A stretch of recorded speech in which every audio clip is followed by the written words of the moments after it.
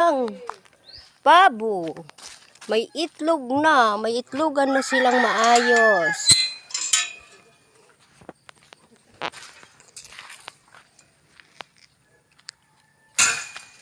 Ang manok, ang pato, ang pabo, mayroon na silang kulungan.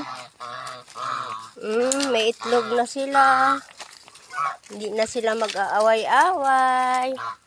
Ang liguan nila. Hello. Ayun ang kanilang itlogan. Oh, may bahay-bahay sa loob ng kulungan. Hindi sila maulanan.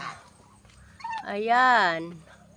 May itlog na yan 3. Kanina doon na yan ng itlog. Isang itlogan pa ang para sa isang pabo. Nakatatlong itlog na ang pabo. Doon na din yan maglimlim. Yan, kumakain sila. Hinaluan ko ng mais at saka darak. Ang mga swan, tapos lakain. Ang dami nakain nilang darak at saka darak na. Ay, ang ganda ng kulungan nila. Maakyat na yung pabo sa loob. Ang kanilang liguan. See?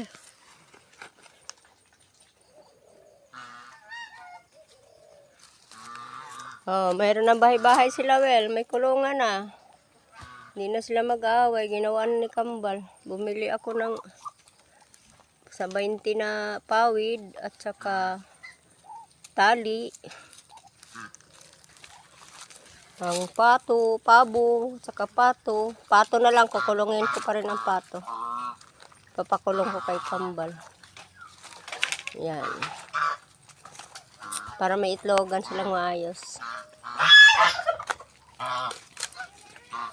Hi! Come on!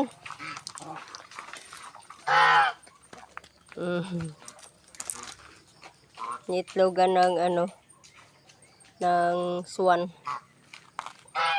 Come on, Tali!